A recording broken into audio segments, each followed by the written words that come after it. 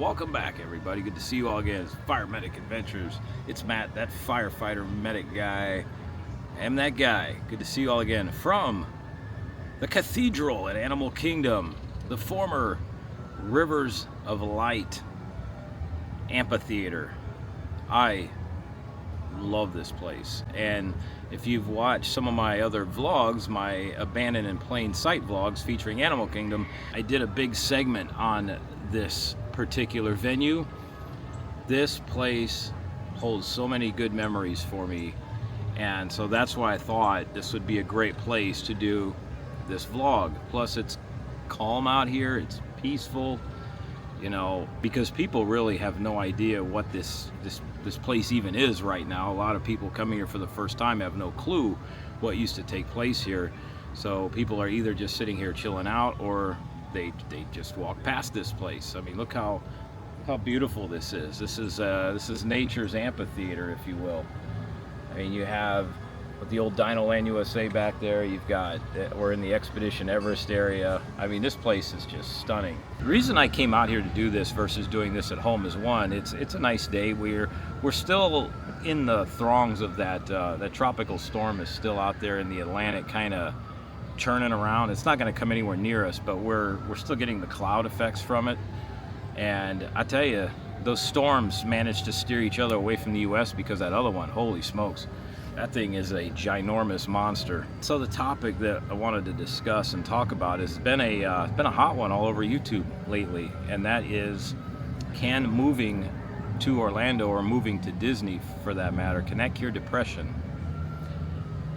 Some people seem to think it can. I'm here to throw in my own 2 cents on this, because it's not as simple as that. And you might think, well, Matt, well, if somebody, you know, let's say lives up north and they're super depressed and they love theme parks, they love Disney, and they move down there, well, that should solve all the problems, right?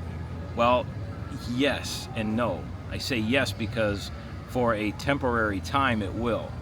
As I like to say, even when I'm talking to patients, is you can do everything in the world, but you can't fool the human body.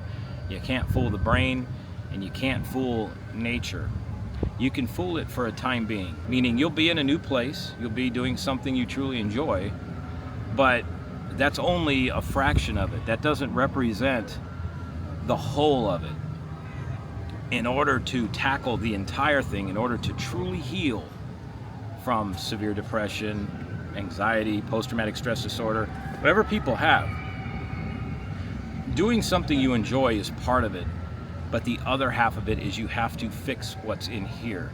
There's always something deep, deep, deep down inside that is the cause of every single person's severe anxiety, post-traumatic stress disorder, and all that. Before I go any further, I want everybody to know this as well. Don't let any shrink psychiatrist, don't let any doctor, nobody, friends, family, relatives, anybody, don't let anybody tell you that your condition, anxiety, post-traumatic stress disorder, depression, the whole gamut, don't let anybody tell you that that's permanent and it's just something you're going to have to live with, because that is absolute horse shit. Yes, I said it, it's horse shit. You don't have to live with it forever. You can absolutely fix it. I did, and that's partially why I'm doing this today, because I'm throwing my hat in the ring, if you will, in this discussion. Because what some of these folks have left out is, yes, they've moved here, and yes, while they feel better, I guarantee you that if you could follow up with them in about a year and a half's time, you're going to find out that they're going to start backsliding. The depression's going to slowly start coming back. They're going to find their love for the theme parks to not be as strong, because it's something that you can now do every day, versus when you, let's say, lived up north or whatever, and then you came down here, well, it gave you something to look forward to. It was that boost of dopamine. That's what you were running on. And then so while you're here and you're not living here, you're like, oh my God, I could see myself living here, doing this every day. This would be amazing. I mean, look how good I feel right now. And then when you go back home, your brain is still relating the good feelings to being right here. Well, that's, like I said, that's only part of it. Because then when you pack your ass up and then you move down here, well, you're going to get that short dopamine spike again, meaning you're going to be down here, you're going to be doing something you enjoy, going to the theme parks every day, which a lot of people try to do, and all's going to be well for a while. And just like anything else, it's going to become routine. And then after about 9 months to a year, maybe a year and a half, because everybody's different, what's going to start happening is that dopamine spike's going to start coming down, because guess what? This is normal now. This is everyday life. This is no longer the special event that it was. It's not creating that immediate hit to make all of the bad feelings go away. And then what starts happening is those bad feelings start coming back. They start creeping back into the old front of the brain again. And then it's like, well, crap, I moved here. I'm in one of the greatest places in the world, arguably, especially if you're a theme park fan. And why the hell am I depressed again? What's going on? I don't get this. Why do I feel terrible? Then begins the spiral. And then a lot of people will either they'll continue to live here, but then they won't come to the parks hardly as often. They won't go like they used to. Or a lot of people, they'll move back. You see it a lot in these moving to Orlando vlogs or chat threads that are on social media, on Facebook and that. There's a lot of people that move here that by the first year and a half, they're heading back to wherever they were. So there's two things you have to have in place before you come moving to a place like this, or any place for that matter. One, you cannot be running away from anything. You cannot just be like, I'm running away from this, I'm getting away permanently, and I'm going to start all over and I'll be fine. And two, you cannot come down here for the sole sake of expecting a group of theme parks to completely change your life around. Will they make an impact on your life, especially if you're a theme park fanatic? Yes, they will. There will be, like I said, there will be an immediate spike.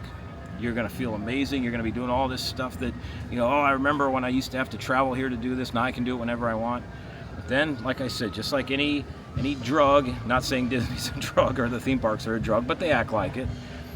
Like anything, you're going to hit a top, you're going to hit a peak, and then it's going to start coming down, back. Then you're going to wind up back at baseline again, and you're going to find yourself in the exact same location as you were before you moved. And this is what confuses a lot of people. They're like, I don't understand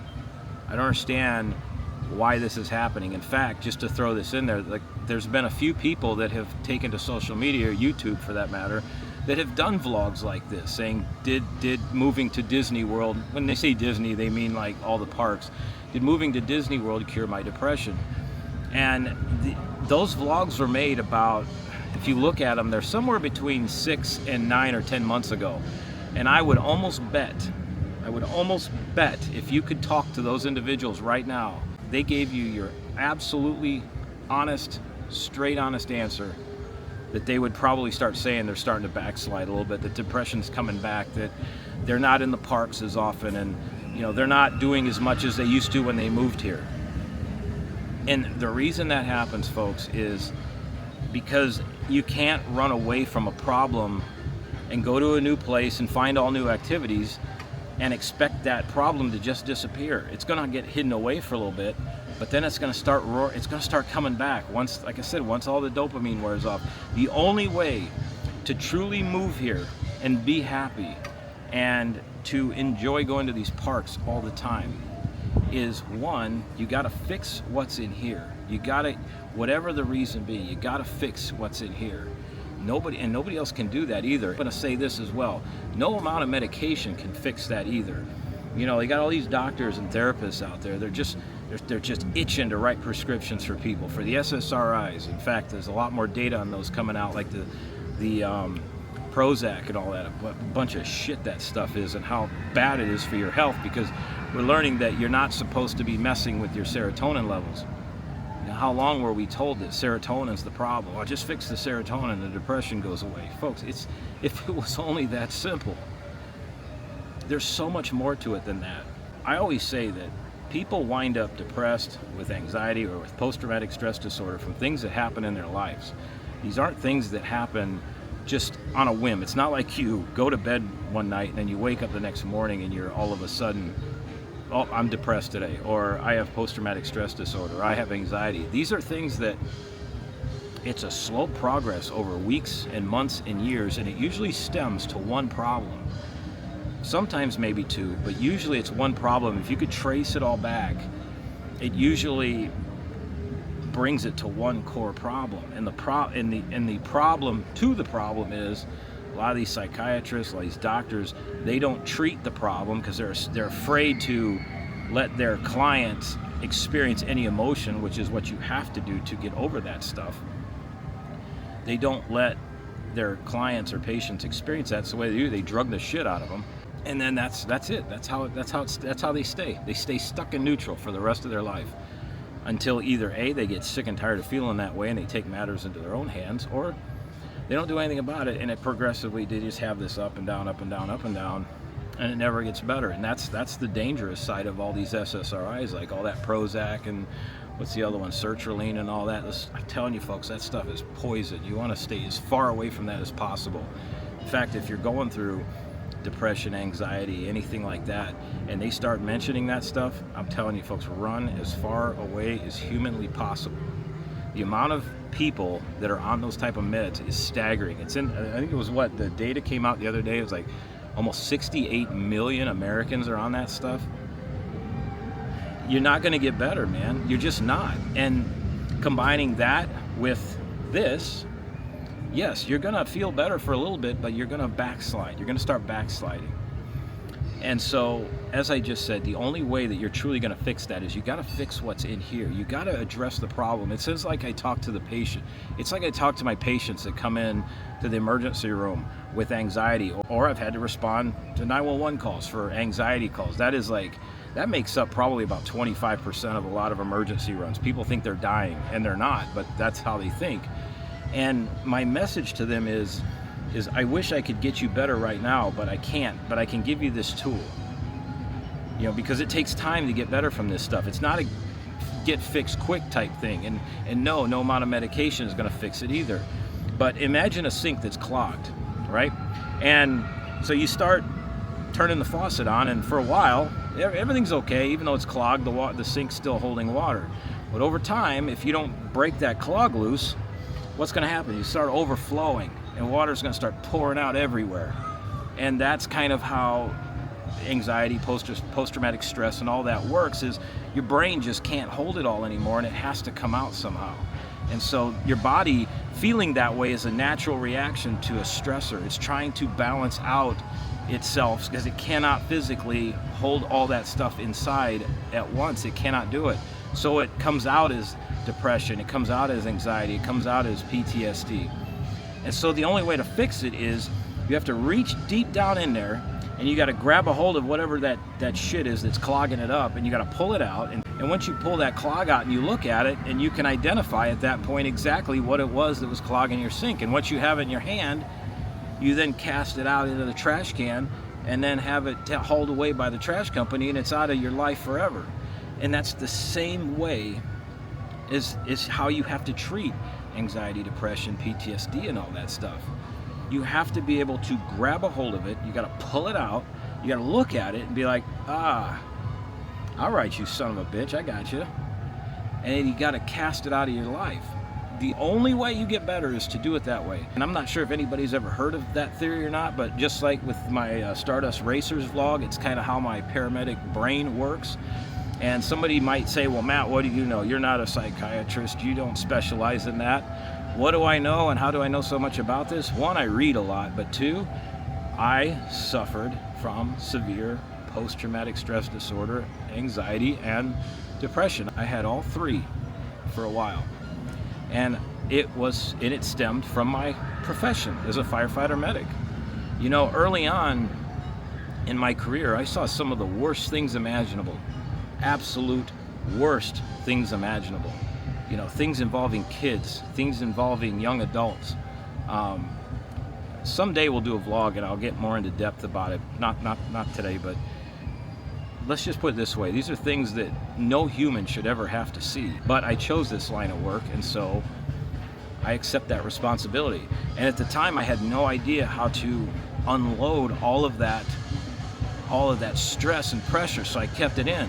Because back then, in the early to mid 2010s, 2012s, they were still trying to figure out what to do with the 9/11 firefighters, and with the emotions they were feeling. And so the general consensus was just suck it up or quit. That's kind of how it was always presented: suck it up or quit. And so I didn't want to quit because I loved the job. So I sucked it up. But then, like the sink, things started overflowing. And then when I didn't know how to deal with it, I started looking for other ways to tamp it down. What the sad part was, I wasn't the only one on the fire department going through that. You know, we were all kind of, there was a group of us kind of all in this mix trying to figure this whole thing out, and we were embarking on some horrendous habits. To move forward, I finally had a day where I was just sick and tired of feeling like this, and you know, I was trying to see a therapist, and that wasn't working because she was just telling me what I wanted to hear. She wasn't doing anything to help me out. And so I basically ended up firing her, and I found a group of specialists that deal with fire, police, EMS, military. And I will tell you, these people were absolutely wonderful, and I'll never forget the first thing that I told them is, I want to do this without any medication. I have to do this without medication. And what my therapist told me, she goes, I'm telling you, she goes, you're one of the few that suggests that, but she goes, I will tell you, it's going to be a very hard road, but you're going to heal so much faster because you have to be able to face down the problems. And over the next year and a half, the progress I made was immense. And that's where it ties into all of this, because on that journey is when I moved from Charleston down to Orlando. But while I was living in Charleston, I was making routine trips down here, and I was having a good time here. I was having fun, and I knew that if I could get to Orlando, I was going to have a great time with all of this. But I knew though I was also realistic, because I was also healing from all of the shit that was stored up inside of me. All of this was going to be a complement to my life. This is not the solution. All of this is a complement to helping me heal from all this. And that's how you have to look at it. The other half of it is my profession. My profession as a paramedic, my profession as a firefighter. I love that work. I have a true passion for that line of work. That's why I got into it. Yes, it's very difficult and demanding, and you see things that no human should ever have to see, and you deal with things that are frankly sometimes almost impossible when you look at it. But you take it a day at a time, and you take it one step at a time. So my career gives me purpose. This is a complement to everything else. When I come out here, I don't come out here looking for an escape. I come out here to just enjoy it. You know, I've loved theme parks since I was a kid. That's why I love these places. You know, every time I walk through here, I feel the spirits of my grandparents with me, you know, because that's some of my most fondest memories of Santa's Village, Kings Island, Cedar Point when we were growing up. You know, I feel their presence with me. You know, I have the memories of all of my family trips when I was a kid going to the amusement parks. I love taking my family to these parks when they come visit. Like this, it brings me a lot of happiness to be here. But I don't solely rely on this for that happiness. It's a complement to my entire makeup, if that makes sense. It's just like in a relationship. You have two people that come together. If one person is relying on the other to solely be the whole reason that makes up their happiness, their purpose, and everything like that, the relationship's destined to fail, because you cannot throw all of your happiness, all of your everything onto the shoulders of one person and expect them to completely make your life. You have to be happy, and you've got to be complete in here. And then what ends up happening is you have one person that's complete, you have another person that's complete, you come together, you share your completeness. But these relationships too, where somebody relies on the other one solely for their happiness, it fails every time. You can't do it. It's just like here.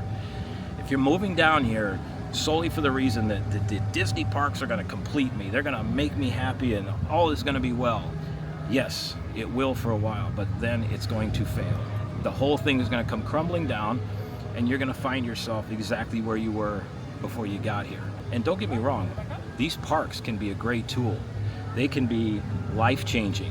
Whether you move here or you vacation here, they can bring some amazing memories. They can do all kinds of wonderful things, but they solely cannot make you happy. To do that, you've got to find your purpose within yourself. You've got to find something else to complement this. You know, like I said, there's a lot more to the equation. And the other thing I think, and you see this a lot with these vloggers and live streamers, you know, right? A lot of them at about the 5 or 10 year mark, you'll hear them saying, going, well, you know, I'm having a lot of troubles with depression, or, you know, I'm not sure where I should go from here. And it's because while vlogging, live streaming is great and all that, but you got to have another purpose. You got to have a reason for being here. And I think that's why they all get so damn depressed, is because doing something like this is fun. I have a hard time imagining this as a profession. I don't know, it just seems very isolating, you know, whereas my profession as a paramedic, as a firefighter, gives me purpose. That is why I get up every day. Is I know I'm going to help people. I know that every day I go into work, I'm going to meet a bunch of people that likely I'm going to end up helping them. And that is what helps drive me forward. And then the other half of it is, throughout the journey of healing from all that PTSD, anxiety and all that, is I found out, you know, I became happy within myself. You know, I discovered that. And so now all of this is just extra. This is complementary. And so that is how you can use something like this, or moving here. That is how you can use this to help you. But as I mentioned, if you solely depend on this for all your happiness, folks, you're going to fail. You're going to fall flat on your face every time. And the other thing is, and I think it's kind of sad, you see it a lot in like Facebook, on these Disney groups. These people, they'll sit there, and while it's exciting to have a trip coming up, but they'll post things like, oh, only 900 more days till we get to Disney. And I'm like, so you mean your life is pretty meaningless for the next 900 days till you get to spend an entire week here, and then that 1 week you're brimming with joy and everything, but then after that you're done? Like, that's what I call people wishing their life away. Folks, don't do that. Use this as a bonus. Use this as something to help propel you forward, but don't use this as a sole reason to make you happy. Because I promise you, if you do that, you're going to find yourself back at square one again. The only way is you got to dig deep down. You got to root out that shit. You got to root out all that crap that's causing the problem. And to do that, you got to be willing to have a tough conversation with yourself, and you got to be willing to have a therapist that is not afraid to hurt your feelings. And basically, as they do in the fire academy and the military, is they break you down. And that's what mine told me. She goes, I'm going to tear you down to nothing, and we're going to bring all this out of you, and then we're going to build you back up. You're going to be brand new if you follow directions and do what I tell you to, and use the tools I give you. And that's what I did. And I remember that one moment when you could feel it. You could feel all of the shit coming out, and just like reaching into that sink and grabbing that clog. And like when it all came out, and you're staring at it, and then you're almost of the feeling of, so this has been the problem. And then you just want to, like, as you would say, like, kick its ass, sea bass. And then once you cast it out, never to be seen again, and then you really feel it. You feel the healing. You truly feel the healing begin. And so that's my message to you folks. And you might think I'm out of my mind for saying this, but I am very correct. So that's my message to everybody. I hope you found this helpful. Like I said, I speak from experience. I'm not just pulling random shit out of my head. I've been through it. I know what it's like. And that's why when I come here, I have a great time, because I don't lean on the theme parks for the source of my happiness. It complements me, because I have everything else going on that helps make me who I am. And the other thing, the last thing I'll touch on, and this is something that nobody ever wants to talk about, but it can't be ignored. Folks, you got to get out, and you got to get some exercise. You got to eat better, and you got to get your freaking electrolytes balanced. And when I say electrolytes, I don't mean Gatorade. Everybody thinks Gatorade is the electrolyte. It's not. Electrolytes are your magnesium, your potassium, your sodium, your zinc, all of that stuff. That's considered your electrolytes. When you start getting deficient in vitamin D, and you start getting deficient in magnesium, you start getting deficient in potassium, all of these things, your body has a self-defense mechanism, and what that is inflammation. And what'll happen is you'll start creating, your body will get inflamed. And when it's inflamed, it tries to balance itself out. The way it does that is, you guessed it, when you get too inflamed, guess what happens? Whoa, there goes the anxiety levels. Because why? Because cortisol is a stress hormone, and it's all linked together, and it starts going up, and then here comes anxiety, here comes depression, here comes a lot of other stuff. So some of it can also be fixed with simple nutrition. That is part of the equation. That's not the whole answer, but that's a lot of it. You gotta get good vitamin D. You gotta get magnesium. You gotta get potassium. You gotta get good exercise. You absolutely cannot sit at home every day, staring at a phone screen, staring at a TV, watching live streams of this from your freaking house up north or even in Florida here, and expect that that's going to fix all your problems.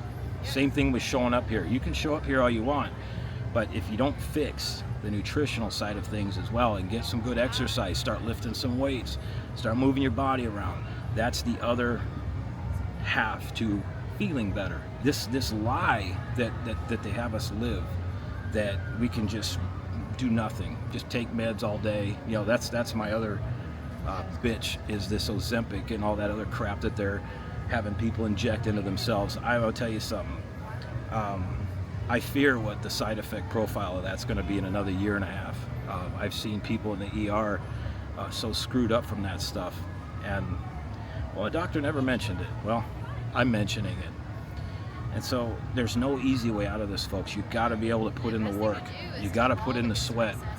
If you're willing to go through it, if you're willing to face it head on, and you're tired of doing the same old crap day in and day out, you've got to be willing to make that sacrifice, to do the hard work, to make it happen.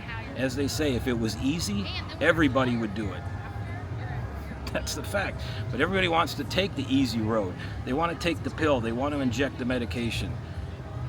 That leads to a life of pain, folks. I'm telling you, the only way out of this is good, old-fashioned, hard work. That is it. Hope you like this message today. I hope it helps somebody. I hope it helped you. You know, if you've often wondered, does it work? Can you do it? Yes, you can, but you also have to have the right tools.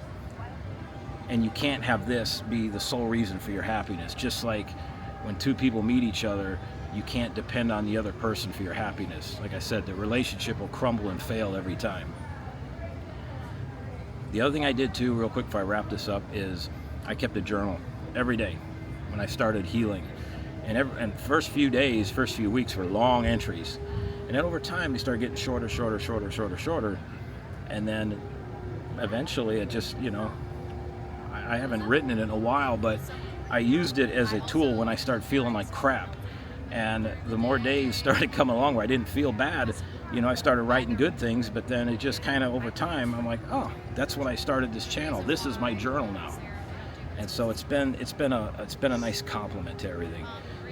So I hope you enjoy this. I hope it helped you out. If you have any questions, leave me a message in the comments below. I'm also going to try to put some links in my About Me area, so y'all can either send me some messages or emails or whatever, because this is a big topic, and I know it generates a lot of curiosity, if you will. So that's it. See you on the next one, everybody. I'll turn the camera on that way when we walk out so you can see this beautiful, beautiful amphitheater. I'll see you in the next one. See ya.